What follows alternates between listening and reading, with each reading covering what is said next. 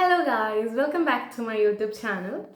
So ഇന്നത്തെ എൻ്റെ video regarding post ഡോക്കിനെ കുറിച്ചിട്ടാണ്. ഓക്കെ, സോ എങ്ങനെയൊക്കെ നിങ്ങൾക്കൊരു പോസ്റ്റ് ഡോക്കിനെ അപ്ലൈ ചെയ്യാം. ആൻഡ് ഓഫ് കോഴ്സ് ഞാൻ ഈ പറയുന്ന എല്ലാ കാര്യങ്ങളും എപ്പോഴും ആപ്ലിക്കബിൾ ആവണമെന്നില്ല. കാരണം ഓരോ സ്ഥലത്ത് നിങ്ങൾ അപ്ലൈ ചെയ്യുമ്പം അത് ഗൈഡിനെ ഡിപ്പെൻഡ് ചെയ്തിരിക്കും, അതായത് യൂണിവേഴ്സിറ്റീനെ ഡിപ്പെൻഡ് ചെയ്തിരിക്കും. അപ്പം എൻ്റെ ഈ കുറച്ച് ഞാൻ അപ്ലൈ ചെയ്ത കാര്യങ്ങളും അത് റിലേറ്റ് ചെയ്തിട്ടാണ് ഞാൻ ഈ വീഡിയോ ചെയ്യാൻ പോകുന്നത്. ഓക്കെ, സോ ഫസ്റ്റ് തിങ് എന്താണെന്ന് വെച്ചാൽ നിങ്ങൾ ഒരു ഡൊമൈൻ ഫിക്സ് ചെയ്യുക. ഇപ്പം നിങ്ങളുടെ നിങ്ങൾ PhDക്ക് ഏതാണോ ടോപ്പിക് എടുത്തിരിക്കുന്നത്, ഇല്ലാച്ചാൽ ഇനി നിങ്ങൾക്ക് PhDയിൽ വലിയ ചെയ്യാത്ത ടോപ്പിക് ആണെങ്കിൽ കൂടെ നിങ്ങൾ പോസ്റ്റ് ഡോക്കിന് വേണ്ടിയിട്ട് ഏതാണോ എന്ന് വെച്ചാൽ ഒരു ടോപ്പിക്ക് ഫിക്സ് ചെയ്യുക. ഫോർ എക്സാമ്പിൾ നിങ്ങൾ നാനോ മെറ്റീരിയൽസിലാണ് വർക്ക് ചെയ്യുന്നുണ്ടെങ്കിൽ ആ നാനോ മെറ്റീരിയൽസിൽ തന്നെ ഒരുപാട് ആപ്ലിക്കേഷൻസ് ഉണ്ടാവും. അപ്പം നിങ്ങൾക്ക് ചിലപ്പം ഒരു സർട്ടൻ ആപ്ലിക്കേഷനിൽ മാത്രമായിരിക്കും നിങ്ങൾക്ക് വർക്ക് ചെയ്യേണ്ടി വരിക. ഫോർ എക്സാമ്പിൾ സോളാർ സെല്ലിലായിരിക്കും, പക്ഷെ നിങ്ങൾക്ക് മുന്നേ എക്സ്പീരിയൻസ് ഉണ്ടാവണമെന്നില്ല, പുതിയതായിട്ട് സ്റ്റാർട്ട് ചെയ്യണമായിരിക്കും. പക്ഷെ അതിൻ്റേതായ കുറച്ച് കാര്യങ്ങളുണ്ട്. ഇപ്പം നിങ്ങൾക്ക് ചുമ്മാ വന്നിട്ട് ഒരു എക്സ്പീരിയൻസും ഇല്ലാണ്ട് പെട്ടെന്ന് ചാടി കയറിയിട്ട് ഫീൽഡിലേക്ക് പോകാൻ പറ്റില്ല. കാരണം മോസ്റ്റ് ഓഫ് ദ ആൾക്കാർ നിങ്ങൾക്ക് എന്തൊക്കെ അറിയാം എന്നുള്ള കാര്യങ്ങളും കൂടെ നോക്കും. ഓക്കെ, സോ ആദ്യം നിങ്ങൾ ചെയ്യേണ്ട കാര്യം എന്താണെന്ന് വെച്ചാൽ നിങ്ങളുടെ CV സ്ട്രോങ് ആക്കുക. മാക്സിമം നിങ്ങളുടെ എക്സ്പീരിയൻസ് കൂട്ടുക, നിങ്ങളുടെ ടെക്നിക്കൽ സ്കിൽസ് കൂട്ടുക. ഫോർ എക്സാമ്പിൾ നിങ്ങൾക്ക് അറിയുന്ന ഇൻസ്ട്രുമെൻറ്റ്സ്, അപ്പോൾ ചില സ്പെക്ട്രോസ്കോപ്പി അല്ലെങ്കിൽ രാമൻ XRT, ഇതൊക്കെ ഞാൻ ചെറിയ ഈ എക്സ്പെരിമെൻ്റൽ ഫീൽഡിൽ വർക്ക് ചെയ്യുന്ന എക്സാമ്പിൾസ് ആണ്. അങ്ങനെയൊക്കെ നിങ്ങൾക്ക് കുറേ ടെക്നിക്കലി നിങ്ങൾക്ക് സ്കിൽസ് ഉണ്ടെങ്കിൽ അത് ഹെൽപ്ഫുൾ ആകും. പിന്നെ അതുപോലെ തന്നെ പ്രോഗ്രാമിംഗ്, ഇപ്പോൾ എന്തിലും നിങ്ങൾ നോക്കുകയാണെങ്കിലും ഒരുപാട് എല്ലാത്തിലും നിങ്ങൾക്കിപ്പം ആർട്ടിഫിഷ്യൽ ഇൻ്റലിജൻസും ഒക്കെ ഉള്ളൊരു കാലമാണിത്. അപ്പം എന്തൊക്കെ നമ്മൾ അൺഎക്സ്പെക്റ്റഡ് ആയിട്ടുള്ള ഫീൽഡ്സിൽ പോലും, എന്തിനിപ്പോൾ റീസെൻറ്റ് നോബൽ പ്രൈസ് പോലും അതിനാണ് കിട്ടിയേക്കുന്നത് അല്ലേ. അപ്പം അങ്ങനെ കുറേ സോഫ്റ്റ്വെയർസ് നിങ്ങൾക്ക് അറിയെങ്കിൽ അത് നിങ്ങൾക്ക് ബെനിഫിഷ്യൽ ആവും. സോ ഫസ്റ്റ് തിങ് എന്താണെന്ന് വെച്ചാൽ നിങ്ങളൊരു PhD തീസിസ് ഒക്കെ സബ്മിറ്റ് ചെയ്ത് കഴിയാറാകുമ്പോഴേക്കും നിങ്ങൾ നിങ്ങളുടെ CV ഒക്കെ സെറ്റ് ചെയ്ത് റെഡിയാക്കി വെക്കുക. പിന്നെയുള്ളൊരു കാര്യമാണ് കവർ ലെറ്റർ. ഭയങ്കര ഇമ്പോർട്ടൻ്റ് ആയിട്ടുള്ള ഒന്നാണ് ഈ കവർ ലെറ്റർ എന്ന് പറയുന്നത്. കാരണം ഈ കവർ ലെറ്ററിൽ നിങ്ങളെക്കുറിച്ചിട്ടുള്ള എല്ലാ കാര്യങ്ങളും എക്സ്പെരിമെൻ്റലി അല്ലെങ്കിൽ നിങ്ങളുടെ ഈ ഏരിയ റിലേറ്റഡ് ആയിട്ടുള്ള കാര്യങ്ങളൊക്കെ വേണം മെൻഷൻ ചെയ്യാനായിട്ട്. അപ്പോൾ നിങ്ങളുടെ കയ്യിൽ CV കവർ, ബേസിക്കലി നിങ്ങൾ ഏതിന് അപ്ലൈ ചെയ്യും ഈ രണ്ട് കാര്യങ്ങൾ എന്താണെങ്കിലും ചോദിച്ചിരിക്കും, അപ്പാർട്ട് ഫ്രം അതർ മറ്റുള്ള കാര്യങ്ങളിൽ. ഓക്കെ, അപ്പം ഞാൻ അപ്ലൈ ചെയ്ത ഏതൊക്കെ യൂണിവേഴ്സിറ്റീസ് ആണ് എന്ന് പറയാം. ഞാനാണെങ്കിൽ ഒരുപാട് മെയിൽസ് അയച്ചിട്ടുണ്ടായിരുന്നു. എനിക്ക് ഇടയ്ക്കൊക്കെ ഞാൻ ഇങ്ങനെ ചോദിക്കും, ഇതൊന്നും ആരും റെസ്പോണ്ട് ചെയ്യാത്തേന്ന് വരെ ഞാൻ വിചാരിച്ചിട്ടുണ്ട്. എന്താ ഭയങ്കര യൂസ്ലെസ് വർക്കാണോ നമ്മൾ ചെയ്യണേ എന്ന് വരെ നമുക്ക് തോന്നും. കാരണം അത്രയും നമ്മൾ മെയിൽ അയച്ചാലും നമുക്ക് ഭയങ്കര ഹാർഡ്ലി വല്ല റിപ്ലൈയും കിട്ടിയാലായി. അപ്പം നമ്മൾ എന്താ വേണ്ടത്, നമ്മൾ ഡീമോട്ടിവേറ്റ് ആവരുത്. We should keep on sending the mails. പിന്നെ നിങ്ങൾ ലിങ്ക്ഡിനിലൊക്കെ നന്നായിട്ട് ആക്റ്റീവ് ആയിരിക്കണം. എന്നുവെച്ചാൽ നിങ്ങൾ എന്താ പറയുക, once in a blue moon അത് ഓപ്പൺ ചെയ്യാണ്ടിരിക്കുക. നിങ്ങൾക്ക് അതിനുള്ള സജഷൻസ് നിങ്ങളുടെ തന്നെ കമ്മ്യൂണിറ്റിയിലുള്ള ആൾക്കാർ, ഇപ്പം ഞാൻ നേരത്തെ പറഞ്ഞ പോലെ ഇപ്പം നിങ്ങൾക്ക് ഇൻട്രസ്റ്റഡ് ആയിട്ടുള്ള ഫീൽഡ്, നിങ്ങൾക്ക് ഏതിലാണ് വർക്ക് ചെയ്യേണ്ടത് ആ ഫീൽഡിലുള്ള ഒരു കമ്മ്യൂണിറ്റി ഉണ്ടാവുമല്ലോ. ഇപ്പം ചില ലാബ്സ് നിങ്ങൾ ഫോളോ ചെയ്യുന്നുണ്ടാവും. അപ്പോൾ അതിലൊക്കെയുള്ള വേക്കൻസി അങ്ങനെയൊക്കെ വരുമ്പം നിങ്ങൾക്ക് അപ്ലൈ ചെയ്യാവുന്നതാണ്. അപ്പം നിങ്ങൾ എപ്പോഴും ലിങ്ക്ഡിനിൽ ഒരു ഇത് വെക്കണം. എപ്പോഴും ഇങ്ങനെ ഓപ്പർച്യൂണിറ്റീസ് അവരിങ്ങനെ പോസ്റ്റ് ചെയ്തുകൊണ്ടേയിരിക്കും, പിന്നെ അവർ ഷെയർ ചെയ്യും. സോ നിങ്ങളത് നോട്ട് ചെയ്യേണ്ട ഒരു കാര്യമാണ്. അപ്പം നിങ്ങൾ എന്ത് വേണമെന്ന് വെച്ചാൽ നിങ്ങളിങ്ങനെ മെയിൽ അയയ്ക്കുക, അല്ലെങ്കിൽ ഈ ഇതുപോലെ യൂണിവേഴ്സിറ്റീസിൽ അയയ്ക്കുക. സോ ഞാൻ അപ്ലൈ ചെയ്ത യൂണിവേഴ്സിറ്റീസ് ഏതൊക്കെയാണെന്ന് വെച്ചാൽ, ഒന്ന് യൂണിവേഴ്സിറ്റീസ് ഓഫ് നോർത്ത് ടെക്സസ്, അതായത് ഞാൻ ഈ ആപ്ലിക്കേഷൻ അയച്ചിട്ട് ഷോർട്ട് ലിസ്റ്റ് ആയ അല്ലെങ്കിൽ ഡയറക്റ്റ് ഞാൻ കോണ്ടാക്ട് ചെയ്ത ഏകദേശം ഒരു കൺഫർമേഷനിലെത്തിയ കുറച്ച് യൂണിവേഴ്സിറ്റീസാണ് ഞാനിവിടെ മെൻഷൻ ചെയ്യുന്നത്. ഓക്കെ, ഒന്ന് universities of north Texas USA, പിന്നെ വാർസോ യൂണിവേഴ്സിറ്റി പോളണ്ട്, പിന്നെ പോളിടെക്നിക് ഡി മിലാനോ ഇറ്റലി, പിന്നെ Umiya university Sweden, and Italy തന്നെയുള്ള വേറെ university of D Pharma, something like that. അപ്പോൾ ഇത്രയും യൂണിവേഴ്സിറ്റീസാണ്. അപ്പോൾ ഈ 5 യൂണിവേഴ്സിറ്റീസിലും ഞാൻ ഡിഫറെൻറ്റ് രീതിക്കാണ് അപ്ലൈ ചെയ്തിരിക്കുന്നത്. So starting with universities of north Texas. ഇതെനിക്ക് ഈ പറഞ്ഞ പോലെ നമുക്കിപ്പോൾ കുറച്ച് കോൺടാക്ട്സ് ഉണ്ടെങ്കിൽ നമുക്ക് അവരിങ്ങനെ ഷെയർ ചെയ്ത് നമ്മളിലേക്ക് എത്തും എന്തെങ്കിലുമൊക്കെ കാര്യങ്ങൾ. അപ്പോൾ അതുപോലെ എനിക്ക് ആരോ വഴി ഷെയർ ചെയ്ത് വന്ന ഒരു, എനിക്ക് തോന്നുന്നു എൻ്റെ പ്രൊഫസറാണോ എന്ന് എനിക്ക് ഓർമ്മയില്ല, ലൈക്ക് ഇതായിരുന്നു ഈ യൂണിവേഴ്സിറ്റീസ് ഓഫ് നോർത്ത് ടെക്സസ്. അപ്പോൾ ഞാൻ ഇതിൽ മെൻഷൻ ചെയ്ത മെയിൽ ഐ ഡിയിലേക്ക് മെയിൽ ചെയ്തു. എനിക്ക് ഞാൻ ഇതിലാണ് വർക്ക് ചെയ്യുന്നത്, ഇതൊക്കെയാണ് എനിക്ക് അറിയാവുന്ന കാര്യങ്ങൾ, ഇത് കണ്ടു. സോ എനിക്ക് ആ വർക്കിനെ കുറിച്ച് അറിയാൻ താല്പര്യമുണ്ട് എന്നുള്ള രീതിക്ക് നമ്മൾ ഇതാക്കും. സോ നമ്മൾ തമ്മിലൊരു മീറ്റിംഗ് ഷെഡ്യൂൾ ചെയ്തു. ആ പ്രൊഫസർ എനിക്ക് മീറ്റിംഗ് വെച്ചു. സോ നമ്മൾ ഡിസ്കസ് ചെയ്തു.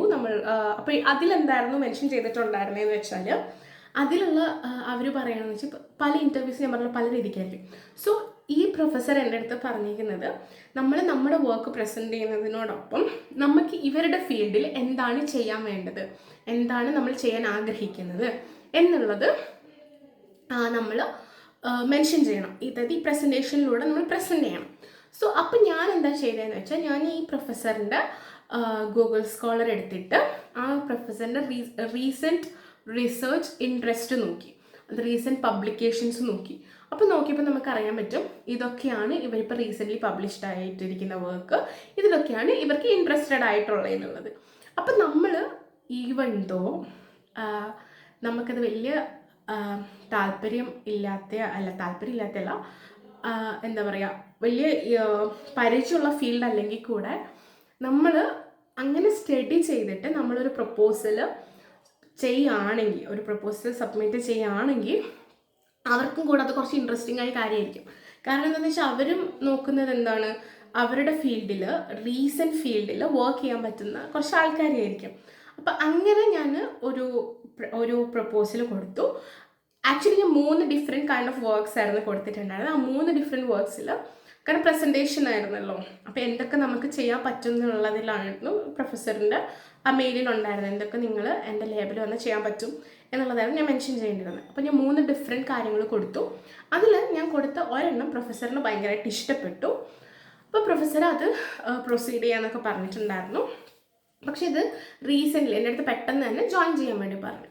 അപ്പോൾ അത് സംഭവിക്കുന്നത് ഈ ഡിസംബർ ആ ഒരു സമയത്തായിരുന്നു, November-December 2023 November-December ആ സമയത്ത്. അപ്പം ഞാൻ തീസിസ് പോലും എൻ്റെ ഒന്നും ആവാണ്ടിരിക്കുന്ന സമയമായിരുന്നു. അപ്പോൾ എൻ്റെ അടുത്ത് ഇമ്മീഡിയറ്റ്ലി ജോയിൻ ചെയ്യാൻ പറഞ്ഞ, ഒരു 3 months കൊണ്ടൊക്കെ ജോയിൻ ചെയ്താൽ പറഞ്ഞാൽ അതെനിക്ക് പോസിബിൾ ആവുന്ന കാര്യമായിരുന്നില്ല. ഓക്കെ, പിന്നെ ഞാൻ അപ്ലൈ ചെയ്തത് ഒരെണ്ണം എന്ന് പറയുന്നത് ലിങ്ക്ഡിൻ വഴിയാണ്. ഞാൻ ഈ വാർസോ യൂണിവേഴ്സിറ്റീൻ്റെത് കണ്ടത്. അപ്പോൾ ലൈക്ക് ഞാൻ അങ്ങനെ പ്രൊഫസറിന് മെയിൽ ചെയ്തപ്പോൾ പിന്നെ ഇതുപോലെ പ്രൊഫസർ എനിക്ക് അയച്ചു തന്നു കാര്യങ്ങളൊക്കെ എന്തൊക്കെയാണ് വേണ്ടതെന്നുള്ളത്. സോ ദിസ് മേ ബി ഭയങ്കര അൺപ്രൊഫഷണൽ ഞാൻ ഈ പറയാൻ പോകുന്നത്. ഇത് ഞാനൊരു ട്രിപ്പിന് പോയപ്പോൾ ആ ട്രിപ്പിൻ്റെ ഇടയിലാണ് ഞാൻ ഇതിൻ്റെ ഇൻ്റർവ്യൂ കൊടുക്കുന്നുണ്ടായിരുന്നത്. ഞാൻ എല്ലാം എടുത്തിട്ടാണ് പോയത്, കാരണം interviews like after all 20 minutes. അപ്പോൾ ഞാനൊരാൾക്ക് വേണ്ടിയിട്ട് ഫുൾ എൻ്റെ ഫ്രണ്ട്സും എല്ലാവരും ഉണ്ടായിരുന്നു. അപ്പോൾ അതിൻ്റെ ഇടയിൽ നമ്മൾ മുടക്കം പറയുന്നത് ശരിയില്ലല്ലോ. പക്ഷേ എൻ്റെ കഷ്ടകാലത്തിന് അവിടെ എനിക്ക് നെറ്റ്വർക്ക് ഉണ്ടായിരുന്നില്ല. ഞാൻ എൻ്റെ ഫോണും എൻ്റെ ഫ്രണ്ടിൻ്റെ ഫോണും ഒക്കെ എടുത്തിട്ടാണ് പോയിട്ടുണ്ടായിരുന്നത്. പക്ഷെ നെറ്റ്വർക്ക് ഉണ്ടായിരുന്നില്ല. ലാസ്റ്റ് ഞാൻ അതിൻ്റെ അടുത്തുള്ള ഒരു പരിചയമില്ലാത്തൊരു വീട്ടിൽ കയറിയിട്ട്, ചേട്ടാ വൈഫൈ ഉണ്ടോ, കുറച്ച് വൈഫൈ തരുമോ എന്ന് ചോദിച്ചിട്ടാണ് ഞാൻ ആ വീട്ടിൽ ഡൈനിങ് ടേബിളിൽ ഇരുന്നിട്ടാണ് ഞാൻ ആ ഇൻ്റർവ്യൂ കൊടുത്തിട്ടുണ്ടായിരുന്നത്. സോ ഇത് വാർസോ യൂണിവേഴ്സിറ്റിയിലെ ഇൻ്റർവ്യൂ ആണ്. ഇത് നിങ്ങളാരും ട്രൈ ചെയ്യാൻ പാടില്ല. സോ അതും ഇതുപോലെ എന്താണെന്ന് വെച്ചാൽ ലൈക്ക് നോർമലി ഉള്ളതുപോലെ അപ്ലൈ ചെയ്യാം. അവർ ഷോർട്ട് ലിസ്റ്റ് ചെയ്താൽ നമുക്ക് ഈ ഇൻ്റർവ്യൂ ഉണ്ടാവും. ഇൻ്റർവ്യൂ കഴിഞ്ഞാൽ അവർ അതിൻ്റെ റിസൾട്ട് പബ്ലിഷ് ചെയ്യും. സോ ഇത് ഒരു ലൈക്ക് ഞാൻ മെറ്റീരിയൽ എന്നുള്ള ഫീൽഡിലായിരുന്നു വർക്ക് ചെയ്തിട്ടുണ്ടായിരുന്നത്, അത് റിലേറ്റഡ് ആണ്. പിന്നെ ഞാൻ അപ്ലൈ ചെയ്തൊരു യൂണിവേഴ്സിറ്റിയാണ് ഉമിയ യൂണിവേഴ്സിറ്റി. അപ്പോൾ ഈ ഉമിയ യൂണിവേഴ്സിറ്റി ഇൻ്റർവ്യൂ എനിക്ക് കുറച്ച് ഡിഫറെൻ്റ് ആയി തോന്നി മറ്റുള്ള ഇതിൽ നിന്നും വെച്ച് നോക്കുമ്പോൾ. അവർ ഇത് പറഞ്ഞ പോലെ നമ്മൾ പ്രസൻറ്റ് ചെയ്യുക മാത്രമല്ല, അവരുടെ ഒരു മാനുസ്ക്രിപ്റ്റ് നമുക്ക് വായിക്കാൻ വേണ്ടി തരും. ഓക്കെ, അപ്പോൾ അത് നമ്മൾ വായിച്ചിട്ട് അതിൻ്റെ വീക്ക് പോയിൻറ്റും അതിൻ്റെ സ്ട്രോങ് പോയിൻറ്റ്സും നമ്മൾ തന്നെ പറയണം. അത് ഈ പേപ്പറിൽ നമുക്ക് എന്തൊക്കെ മനസ്സിലായി, നമുക്ക് എവിടേക്ക് ഇമ്പ്രൂവ് ചെയ്യാം, ഈ വക കാര്യങ്ങളൊക്കെ അവിടെ മെൻഷൻ ചെയ്യണമായിരുന്നു. അപ്പോൾ ഞാനാണെങ്കിൽ ഈ പേപ്പർ വായിച്ചിട്ടുണ്ടായിരുന്നില്ല. എന്നുവെച്ചാൽ ജസ്റ്റ് ഞാനൊന്ന് ഓടിച്ച് വിട്ടിട്ടുണ്ടായിരുന്നുള്ളൂ, ഞാൻ അധികം ഫോക്കസ് ചെയ്തിട്ടുണ്ടായിരുന്നില്ല. അപ്പോൾ അവരെനിക്ക് ചോദിച്ച ഒരു 1-2 ക്വസ്റ്റ്യൻസിനൊന്നും എനിക്കിങ്ങനെ ആൻസർ ചെയ്യാൻ പറ്റിയിട്ടുണ്ടായിരുന്നില്ല. ലൈക്ക് എനിക്ക് ഓവറോൾ ഐഡിയ മാത്രമേ കൊടുക്കാൻ പറ്റുള്ളൂ, അല്ലാണ്ട് അതിൻ്റെ കൂടുതൽ ഡെപ്തിൽ എനിക്ക് പോയിട്ട് ഞാൻ അത് വായിച്ചിട്ടുണ്ടായിരുന്നില്ല. സോ അങ്ങനത്തെ ഒരു ഇൻ്റർവ്യൂ ആയിരുന്നു. പിന്നെ യൂണിവേഴ്സിറ്റി ലൈക്ക് പോളിടെക്നിക് ഡി മിലാനോയിൽ വന്നിട്ട് എങ്ങനെയായിരുന്നു എന്ന് വെച്ചാൽ, അവരിത് പബ്ലിഷ് ചെയ്യും എന്ന് വെച്ചാൽ ഇങ്ങനൊരു പോസ്റ്റ് ഉണ്ട് എന്നൊക്കെ പറഞ്ഞിട്ട്. അപ്പോൾ നമ്മൾ ഇതിലേക്ക് അപ്ലൈ ചെയ്യണം. അപ്ലൈ ചെയ്യുമ്പോൾ ലൈക്ക് ഇത് through university, even though professor through ആണ് നമ്മൾ പോണതെങ്കിലും യൂണിവേഴ്സിറ്റി വഴി മാത്രമേ നമ്മൾ അപ്ലൈ ചെയ്യാൻ പറ്റുള്ളൂ. അപ്പോൾ അത് അവരുടെ പോർട്ടലിൽ കയറിയിട്ട് നമ്മൾ ഒരു അക്കൗണ്ട് പോലത്തെ സംഭവങ്ങളൊക്കെ ക്രിയേറ്റ് ചെയ്യുക. പിന്നെ നമ്മൾ സർട്ടൻ ആപ്ലിക്കേഷൻ ഫീസൊക്കെ പേ ചെയ്തിട്ട് വേണം ഇത് നമ്മൾ അപ്ലൈ ചെയ്യാനായിട്ട്. എന്നിട്ട് അവർ പിന്നെ ഇൻ്റർവ്യൂ വഴി ഷോർട്ട് ലിസ്റ്റ് ചെയ്തിട്ടാണ് റിസൾട്ട് പബ്ലിഷ് ചെയ്യുക. പിന്നെ ഉള്ളത് ഒരെണ്ണം എന്ന് വെച്ചാൽ യൂണിവേഴ്സിറ്റി ഓഫ് ഡിപ്പാർമ. ഇത് ഞാൻ ഒരു പ്രൊഫസറിൻ്റെ അടുത്ത് കമ്മ്യൂണിക്കേറ്റ് ചെയ്തപ്പം, സംസാരിച്ചപ്പം ആ പ്രൊഫസറിൻ്റെ അടുത്ത് അപ്പം നിലവിൽ പോസ്റ്റ് ഉണ്ടായിരുന്നില്ല, പൊസിഷൻസ് ഉണ്ടായിരുന്നില്ല. പക്ഷെ വേറൊരു പ്രൊഫസറിന് ഈ പ്രൊഫസർ എന്നെ സജസ്റ്റ് ചെയ്തു. അങ്ങനെ നമ്മൾ തമ്മിൽ സംസാരിച്ചു. ഓക്കെയാണ്, സെറ്റാന്നൊക്കെ പറഞ്ഞ് എൻ്റെ അടുത്ത് അപ്ലൈ. ഇതും എനിക്ക് തോന്നുന്നു എൻ്റെ തീസിസിനൊക്കെ മുന്നേ നടന്ന സംഭവമാണ് ഈ യൂണിവേഴ്സിറ്റി ഓഫ് ഡിപ്പാർമ. അപ്പോൾ ഞാനിങ്ങനെ ഫുൾ സെറ്റായി ഇരിക്കുകയായിരുന്നു. എന്നിട്ട് എൻ്റെ അടുത്ത് അപ്ലൈ ചെയ്തു എന്നൊക്കെ പറയാം. To be exact I can say May 4 or 5 ആ ഒരു 6th തോന്നുന്നു, ആ ഒരു സമയത്താണ് എൻ്റെ ഇൻ്റർവ്യൂ നടക്കുന്നുണ്ടായിരുന്നത്. അപ്പോൾ ഞാനിങ്ങനെ എൻ്റെ പ്രീ PhD കഴിഞ്ഞ് 2 days കഴിഞ്ഞത്. അപ്പോൾ what I want to say, so ഞാനിങ്ങനെ സംസാരിച്ചു. പ്രൊഫസർ നോക്കി എല്ലാം ഇത് സെറ്റാണ് എന്നൊക്കെ പറഞ്ഞ് ഇങ്ങനെ ലൈക്ക് എൻ്റെ അടുത്ത് അപ്ലൈ ചെയ്യാനൊക്കെ പറഞ്ഞു. അത് ഇൻഫാക്റ്റ് എൻ്റെ ഈ USA കഴിഞ്ഞിട്ടുള്ള 2nd ആപ്ലിക്കേഷനായിരുന്നു ഈ ഇറ്റലിയിൽ ഉണ്ടായിരുന്നത്, ഈ ഡിപ്പാർമയിലുള്ള. അത് ഞാനെല്ലാം സെറ്റാക്കി ഞാൻ ഫുള്ള് അയച്ചു എന്ന് ഞാൻ വിചാരിച്ചു. പക്ഷെ എനിക്ക് അത് കഴിഞ്ഞപ്പം എനിക്കതിൻ്റെ റെസ്പോൺസ് ഒന്നും കിട്ടിയില്ല. അപ്പം ഇൻ്റർവ്യൂ ഒക്കെ നന്നായി പോയി. മാം എൻ്റെ അടുത്ത് പറഞ്ഞു ഓക്കെ, എന്താണ് അങ്ങനെ എന്താ പറയുക, ഭയങ്കര പോസിറ്റീവായിട്ടുള്ള റെസ്പോൺസ് ആയിരുന്നു ഉണ്ടായിരുന്നത്. പക്ഷെ അത് കഴിഞ്ഞപ്പോൾ എനിക്ക് റെസ്പോൺസ് ഒന്നും കിട്ടില്ല. അപ്പം ഞാൻ വിളിച്ചു പ്രോബബ്ലി ലൈക്ക് കിട്ടിയിട്ടുണ്ടാവില്ല. കാരണം യൂഷ്വലി നമുക്കിപ്പോൾ കിട്ടിയിട്ടില്ലെങ്കിൽ കൂടെ അവർ സോറി അൺഫോർച്ചുനേറ്റ്ലി നിങ്ങൾക്കിത് കിട്ടിയില്ല എന്നൊക്കെ പറഞ്ഞിട്ടുള്ള മെയിൽ വരണമല്ലോ. അങ്ങനെ എനിക്ക് വന്നിട്ടുണ്ടായിരുന്നില്ല. അപ്പം ഞാൻ വിചാരിച്ചു എന്താ ഇത് വരാഞ്ഞേ, മേ ബി ഇനിയിപ്പം ഓക്കെ കിട്ടായിട്ട് അവർ അയക്കാത്തായിരിക്കും എന്നൊക്കെ വിചാരിച്ചു. പക്ഷേ ഞാൻ ഏപ്രിലിൽ ഒരു കോൺഫറൻസിന് പോയപ്പോൾ ഈ മാമിനെ മീറ്റ് ചെയ്തു, ഞങ്ങൾ സംസാരിച്ചു. അപ്പോഴാണ് ഈ മാമിൻ്റെ അടുത്ത് പറഞ്ഞത്, ഞങ്ങൾ ഈ ഷോർട്ട് ലിസ്റ്റ് ചെയ്യുന്ന സമയത്ത് നിൻ്റെ ആപ്ലിക്കേഷൻ നോക്കി പക്ഷേ കണ്ടില്ല എന്നൊക്കെ.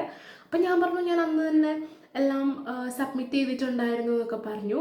പക്ഷേ ഞാൻ ഇത് തുറന്നപ്പം ലൈക്ക് എൻ്റെ അടുത്ത് മാം ചോദിച്ചു നിങ്ങൾക്ക് കൺഫർമേഷൻ മെയിൽ വന്നിട്ടുണ്ടായിരുന്നു എന്ന്. അപ്പം ഞാനിങ്ങനെ നോക്കിയപ്പോഴാണ് എൻ്റെ ആപ്ലിക്കേഷൻ സബ്മിറ്റേ ആയിട്ടുണ്ടായിരുന്നില്ല എന്നെനിക്ക് മനസ്സിലായി. സോറി, ബിക്കോസ് എനിക്ക് കൺഫർമേഷൻ മെയിൽ പോലും വന്നിട്ടുണ്ടായിരുന്നില്ല.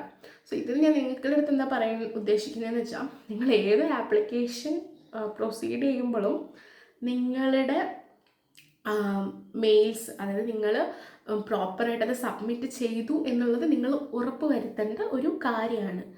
ഓക്കെ. പിന്നെ പല യൂണിവേഴ്സിറ്റീസിൽ വന്നിട്ട് പല രീതിക്കാണ്. ഞാൻ ഇത്രയും എക്സാമ്പിൾസ് പറഞ്ഞത് എന്താണെന്ന് വെച്ചാൽ, ഒരേതുപോലെ എല്ലാം ഒരുപോലെ ആയിരിക്കില്ല. ഇപ്പം നമുക്ക് ആ പ്രൊഫസേഴ്സ് തമ്മിൽ കോണ്ടാക്റ്റ് ഉണ്ടെങ്കിൽ, ഇപ്പം നമ്മൾ ഏതെങ്കിലും ഈ പറഞ്ഞ കോൺഫറൻസിന് പോയിട്ടോ അങ്ങനെ എന്തെങ്കിലും നമ്മൾ കോണ്ടാക്ട്സ് ഉണ്ടാക്കുകയാണെങ്കിൽ നമുക്ക് അവരുമായിട്ട് ടച്ച് ഉണ്ടെങ്കിൽ അവരിതുപോലെ പറയുമ്പോൾ നമുക്ക് ഈ പോസ്റ്റ് ഓഫ് പൊസിഷൻസ് ഒക്കെ ഉണ്ടെങ്കിൽ നമുക്ക് അയച്ചു തരും. പിന്നെ ചിലത് നമുക്ക് യൂണിവേഴ്സിറ്റി വഴി അയക്കേണ്ടതുണ്ടാവും, ചിലത് നിങ്ങൾക്ക് ത്രൂ പ്രൊഫസർ തന്നെ പോയാൽ മതി. ഈ വാർസോയിൽ എനിക്ക് ഒരു പണി ഉണ്ടായിരുന്നില്ല, ജസ്റ്റ് എനിക്ക് മെയിൽ ചെയ്താൽ മതിയായിരുന്നു. അതേസമയം പോളിടെക്നിക്കിൽ വന്നിട്ട് ഭയങ്കര പ്രൊസീജിയറായിരുന്നു. കുറേ ഇത് ചെയ്യണം അത് ചെയ്യണം, അങ്ങനെ ഒരുപാട്. പിന്നെ അത് പ്രിൻ്റ് എടുത്ത് സ്കാൻ ചെയ്യണം, നമ്മൾ സൈൻ ഇടണം, അങ്ങനെ ഒരുപാട് പ്രൊസീജിയേഴ്സ് ഉണ്ട്. ഈവൻ ദോ ഞാൻ പറയണമെന്ന് വെച്ചാൽ ഒരു യൂറോപ്പിലാണെങ്കിൽ തന്നെ പല എന്താ പറയുക പ്രൊസീജിയേഴ്സാണ് ഓരോന്നിനും ഉണ്ടാവുക.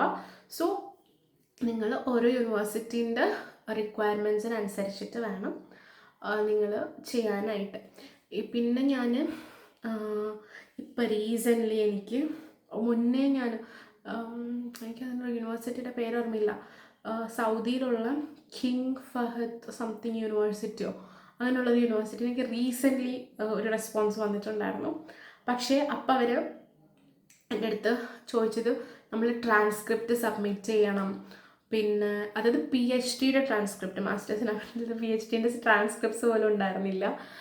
അങ്ങനെ കുറേ പ്രൊസീജിയേഴ്സ് ഉണ്ടായിരുന്നു അവർക്ക്, ലൈക്ക് കിങ് ഫഹദിന്. അതിൽ തന്നെ അവർ ചോദിക്കേണ്ടത് നിങ്ങൾക്ക് എത്ര peer reviewed ലൈക്ക് എത്രയോ Q1 ജേർണലോ not Q1 journal, sci indexed journal എത്രയുണ്ട്, അതുപോലെ നിങ്ങളുടെ യൂണിവേഴ്സിറ്റിയുടെ റാങ്കിങ്, വേൾഡ് റാങ്കിങ് ഇത്രയിലാണോ വരണേ, അങ്ങനെ ഒരുപാട് കാര്യങ്ങളുണ്ട്. സോ മെയിൻലി നിങ്ങൾ എന്താ നോക്കേണ്ടതെന്ന് വെച്ചാൽ, എനിക്ക് മനസ്സിലായ കാര്യം എന്താ അറിയോ,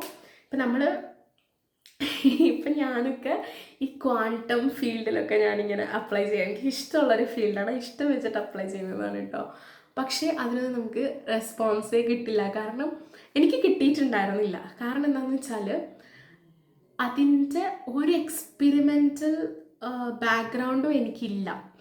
നമുക്ക് എന്തെങ്കിലും ഇപ്പം നമ്മൾ ആഫ്റ്റർ പോസ്റ്റ് ഡോക്കിനാണ് അപ്ലൈ ചെയ്യുന്നത്.